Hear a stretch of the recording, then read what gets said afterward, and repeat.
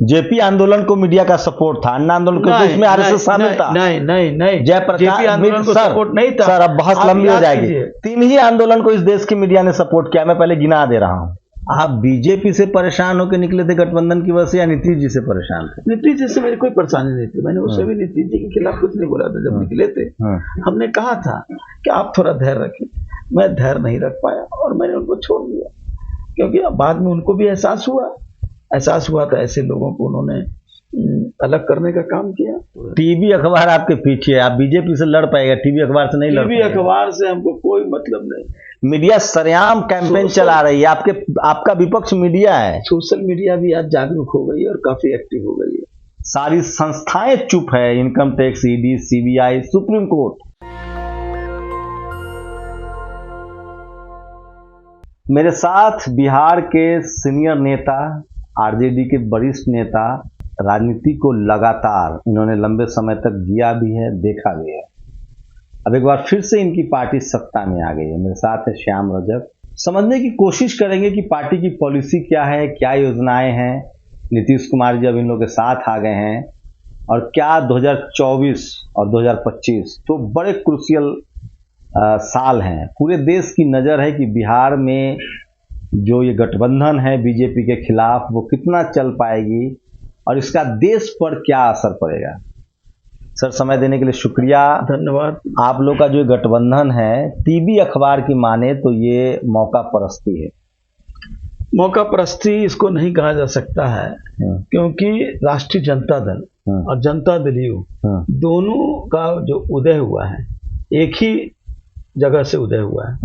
Karpoori Thakur, doctor Lohia, लोकनायक जयप्रकाश के मानने वाले लोगों ने एक दल बनाया था, लोक दल, और लोक दल से बाद जनता पार्टी बने थे, जनता पार्टी के बाद जनता दल बने, लेकिन वही उसी जनरेशन से स्टार्ट हुआ था। और फिर आपसी कुछ मनमुटाव के कारण राष्ट्रीय जनता दल बन गए और समता पार्टी बन गई, बाद में जनता दल यू बनी। इसलिए जो विचारधारा थे दोनों का एक विचारधारा थी, एक ही विचारधारा पर दोनों लोग अलग अलग लड़ रहे थे। लेकिन जनता दल यू के साथ ये हुआ कि भारतीय जनता पार्टी ने प्रभाव डालकर या जो भी कुछ करके और नीतीश कुमार जी को समझा करके के भारतीय जनता पार्टी ने अपने एजेंडे को उसमें सम्मिलित करके और सरकार बना ली। लेकिन नीतीश कुमार जी में छटपटाहट होती रही, क्योंकि वो एक विचार था डॉक्टर लोहिया का, कर्पूरी ठाकुर का, उस विचार के प्रति प्रतिबद्ध रहे, बुद्ध और अंबेडकर के प्रति वो प्रतिबद्ध रहे। लेकिन उनको उस प्रतिबद्धता के साथ साथ भारतीय जनता पार्टी जो मनुवाद की जो व्याख्या कर रहे थे और उसको जोड़ रहे थे, उनको छटपटाहट हो रही थी। उस छटपटाहट के बाद जब लालू यादव ने जब सामाजिक न्याय और समतावाद और की बात जब वो लड़ने का काम किया, उनको लगा कि भारतीय जनता पार्टी अब हम दोनों को कुचल करके रख देगी और फिर से भारतीय जनता पार्टी के जो एजेंडा है, जो विचार हैं, जो उनके संकल्प है, वो लागू हो जाएगा। क्या है बीजेपी की आइडियोलॉजी तो समझ में आती है सर, गाय गोबर गौमूत्र, मुसलमान टाइट है, आरक्षण खत्म करना है। जी हाँ, उनकी इकोनॉमी पॉलिसी है प्राइवेटाइजेशन को बढ़ावा देना है, ये एकदम लिखा हुआ है, कांग्रेस भी लगभग कहे। आप लोग की पॉलिसी है सोशल जस्टिस, सामाजिक न्याय देंगे, आरक्षण देंगे, लेकिन इस पर कोई, जब भी आप लोग को मौका मिलता है आप लोग कोई कॉन्क्रीट फैसला नहीं कर पाते हैं। बीजेपी ने इकोनॉमिक वीकर सेक्शन 70 सालों से आवाज उठ रही थी, 75 सालों से, कि आर्थिक आधार पर आरक्षण दीजिए, बीजेपी ने एक झटके में दे दिया। मामला सुप्रीम कोर्ट में पेंडिंग है, लगभग 3 साल होने वाले हैं, लेकिन नौकरियां मिल रही है इकोनॉमिक वीकर सेक्शन के नाम पर। आप लोग की सरकार आ भी जाती है तो आपका एजेंडा क्या है वो बताइए पहले। हमारा एजेंडा साफ है कि जो हम मंडल कमीशन को जो हम लोगों ने लड़ाई लड़ी और उसको लागू किया, जो बीच में उसमें रुक गए, उसके आधार पर हम लोगों को, और देख लीजिए एक बात मैं बता दूं, नौकरी ही उद्देश्य नहीं है। नौकरी तो एक कहा जाए कि यात्रा का एक पड़ाव है, लेकिन असली मंजिल है जो हमारी विचार था, सामाजिक न्याय का विचार, जो हमारे आम लोगों में समतामूलक का विचार, जिस बात को बाबा साहब अम्बेडकर ने कहने का काम किया, डॉक्टर लोहिया ने इसको परिमार्जित करने का काम किया। तो उस विचार को हम जब तक मंजिल तक नहीं पहुंचा जाते हैं, और उसमें पड़ाव है आरक्षण, उसमें पड़ाव है आर्थिक समानता, उसमें पड़ाव है समतामूलक, ये सब पड़ाव से हमको लांघना होगा। और लाने के लिए सारी चीजें हैं। तो इसके लिए हम लोगों ने कहा है, आपका जो मंत्रिमंडल है उसको आप सोशल जस्टिस के पैरामीटर्स पे जस्टिफाई कर सकते हैं? आप देख लीजिए, बताइए। एक वर्ग के लोगों का उसमें समाहित है। आप एक वर्ग बताइए जो हमारा जो उद्देश्य है, जो हमारा विचार रहा है, जो हमारा एजेंडा रहा है, उस वर्ग के लोगों की प्राथमिकता है कि नहीं, उस वर्ग के लोग सही जगह पर पहुंचे हैं कि नहीं पहुंचे हैं, सही जगह पर उनकी स्थान है कि नहीं, उन विभागों के जो मंत्री हैं, कौन उन विभाग का मंत्री, आप जरा देख लीजिए, आप देखेंगे तो पता चल जाएगा। लेकिन इस बार आप लोगों ने सवर्ण समाज को सिर्फ 6 मंत्रालय, 6 मंत्री सवर्ण समाज से हैं और पिछड़े वर्ग से आप लोगों ने 17 बना डाले। तो ये तो वो लोग कह रहे हैं कि ये भड़के हुए हैं टीवी अखबार वाले, क्या आप लोग जातिवादी हैं? सुशील मोदी कह रहे हैं। अब सुशील मोदी जी को तो बात करेंगे मंडल का, बात करेंगे अपना कि हम वैसे हैं, पिछड़ा है, और फिर काम करेंगे उन्हीं मनवादियों का, क्योंकि उनकी सुशील मोदी पिछड़ा क्लेम करते हैं खुद को, अपने को खुद कहते हैं कि मैं वैश्य हूँ, मैं मरवाड़ी हूँ, वैश्य हूँ, उस बात को कहते हैं। और नरेंद्र मोदी जब इस बात को कहता है तो इस सुशील मोदी वो छोटी चीज है, तो बराबर अपने को वैश्य की बात करते हैं। तो ये चीज है, लेकिन सवाल है कि हमने जो दिया है उनकी आबादी के आधार पर, उससे ज्यादा दे दिया है उनको, और हमने भी अपनी आबादी के आधार पर लिया है। देखिए, आप एकदम साफ साफ बताइए, बीजेपी के पास 2 एजेंडा है जिस पर वो काम कर रही है। एक एजेंडा वो बता दिया था, नीतीश जी के सामने भी वो मुसीबत थी, नीतीश जी क्यों भागे हम लोग भी जानते हैं। 2 पिछड़ा डिप्टी सीएम था नीतीश जी के साथ, मतलब पिछड़ों पर बीजेपी पकड़ बना रही है, पहला। दूसरा, हिंदू के नाम पर सवर्ण समाज उसके साथ है।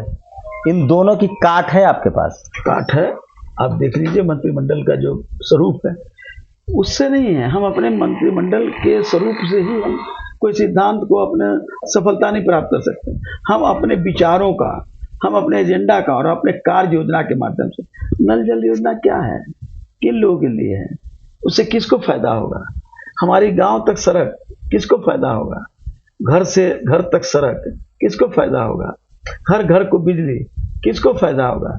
जो इस राज्य में 70 से 80% लोग जो गांव के दक्षिण इलाके में रहते थे और रहते भी हैं, जिनके पास सूरज की रोशनी भी नहीं पहुंच पाती थी, ऐसे लोगों के लिए अगर नल जल योजना हो, घर घर बिजली हो, घर तक सड़क हो, जो कादो कीचड़ से चल करके आते थे और एनएच सड़क पर आते थे, एनएच सड़क जो बड़े लोग जो चलते थे, ऐसे सड़क जो स्टेट हाईवे के सड़क थे उस पर लोग बड़े चलते थे, लेकिन वो चलते थे तो कादो कीचड़ से निकल करके आते थे।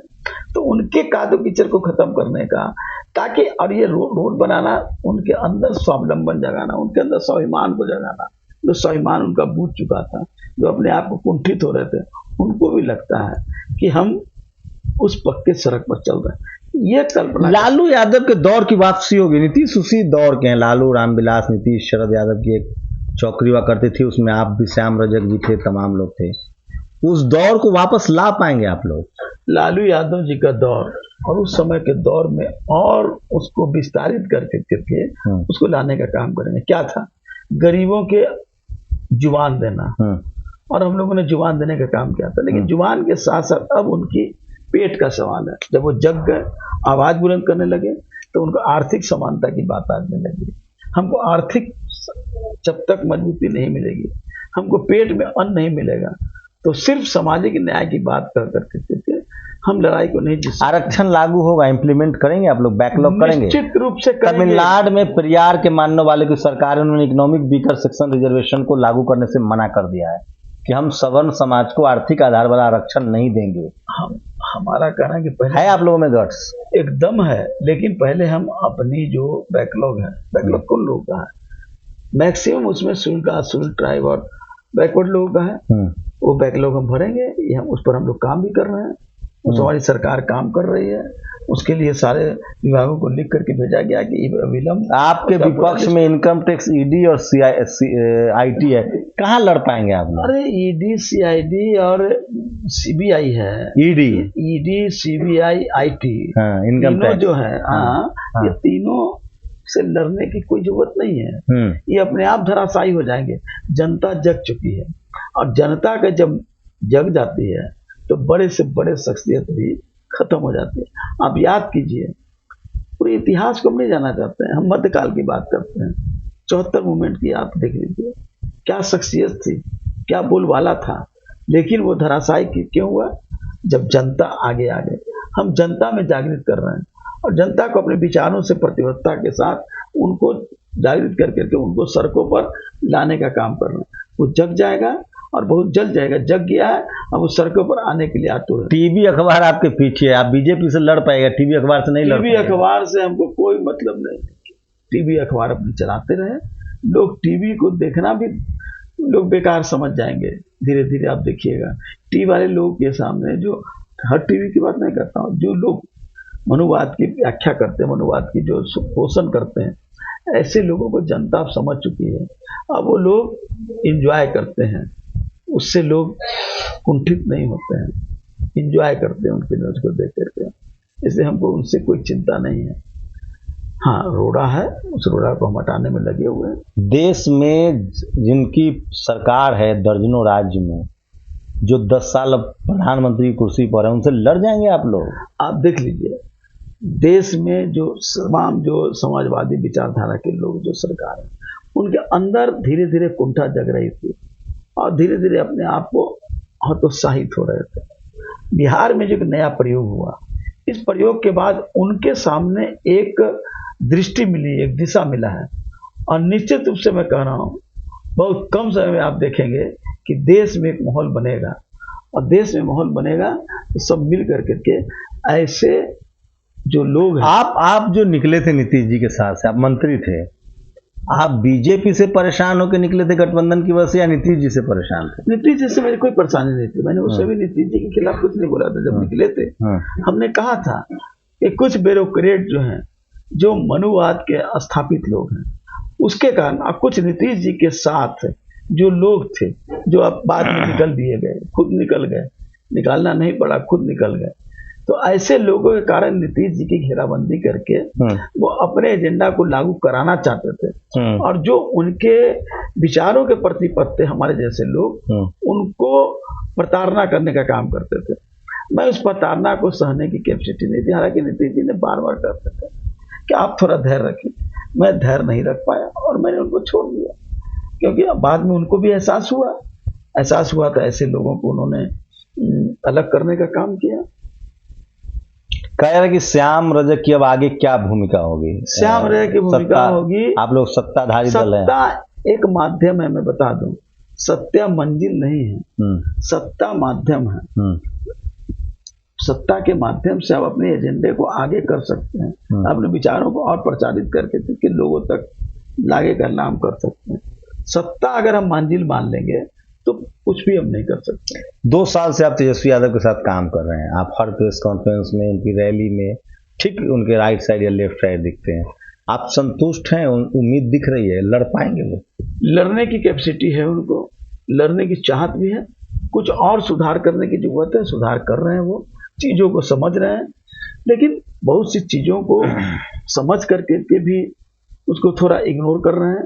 लेकिन वो हमको पूरा विश्वास है कि वो अब परिपक्व हो गए हैं, और परिपक्वता के साथ उनके दिमाग में साफ है कि क्या मुझको करना है, और उस बात को तैयार है, उसको कर रहे हैं। और मुझे उम्मीद है कि नीतीश कुमार और तेजस्वी जी की जो जोड़ी बनी है, ये दोनों मिलकर के, और हमारे जैसे लोग, कई लोग हैं, एक हम ही नहीं है, बहुत से लोग का उनको बैक सपोर्ट है, और इस सपोर्ट के माध्यम से लड़ाई हम जीतेंगे निश्चित रूप से, इसमें कहीं दो राय नहीं। मेरे साथ श्याम रजक थे। मैं फिर अपना आकलन बता रहा हूँ, पिछले 3 दिनों से पटना में हूँ, टीवी अखबार रोज देखता हूँ, पढ़ता हूँ, एनालिसिस देखता हूँ।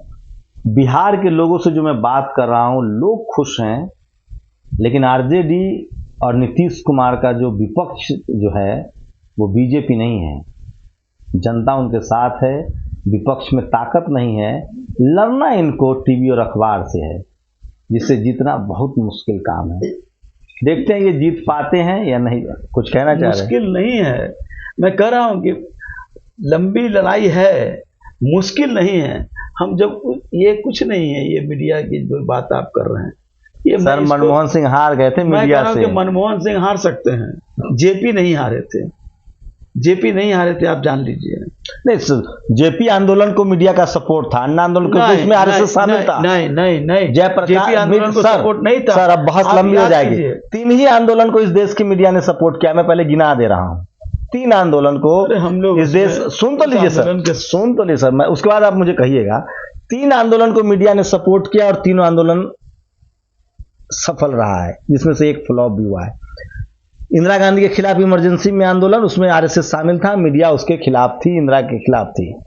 मंडल कमीशन लागू हुआ, मीडिया सवर्णों के साथ थी, लेकिन मंडल कमीशन लागू हो गया। यही तीन आंदोलन, और तीसरा आंदोलन अन्ना का आंदोलन है, जिसमें मीडिया शामिल थी आरएसएस की वजह से। आप लोग के साथ आरएसएस नहीं है, मीडिया से लड़ना बहुत मुश्किल है सर। मेरी राय तो आरएसएस के खिलाफ है। और मीडिया की जो बात आप कर रहे हैं, आपने कहा कि 74 में मीडिया आप लोग के साथ थी। हाँ, आंदोलन के साथ थी, क्योंकि आरएसएस उसमें था। हम लोग मीडिया का कोई लोग उसमें छापता नहीं था, न कहीं दिखलाता था। हम लोग अपने से छाप करके लिख करके और ऑफसेट प्रिंटिंग पर निकालते थे पेपर, और रोड पर हम लोग बेचते थे। तो अब तो हर घर में टीवी है, हर हाथ में मोबाइल है, मीडिया सरेआम कैंपेन चला रही है। आपका विपक्ष मीडिया है। सोशल मीडिया भी आज जागरूक हो गई है और काफी एक्टिव हो गई है। सोशल मीडिया भी एक्टिव हो गई है, और इन लोगों को परेशानी सोशल मीडिया से होगी। देखिए, यूट्यूब के 200 को बंद कर दिया, उससे नहीं घबराना है।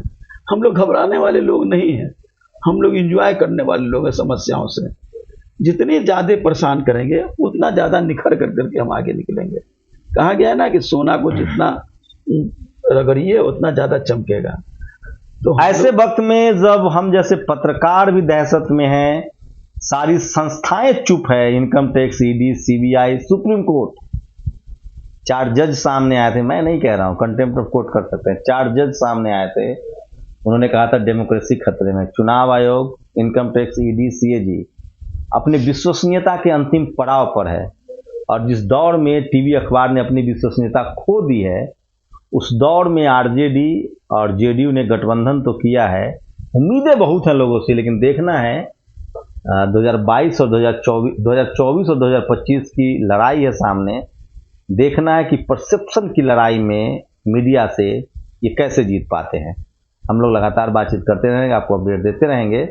आपकी प्रतिक्रिया बहुत जरूरी है। क्या आरजेडी जेडीयू गठबंधन मीडिया से जीत पाएगी? आप लोग की क्या राय है? शुक्रिया सर, धन्यवाद। शंभू कुमार सिंह, नेशनल दस्तक, पटना। नेशनल दस्तक की आपसे गुजारिश है कि अगर इसको बचाना चाहते हैं तो नेशनल दस्तक को सब्सक्राइब करने के लिए रेड कलर के सब्सक्राइब बटन को दबाएं, फिर बेल आइकन की घंटी दबाएं।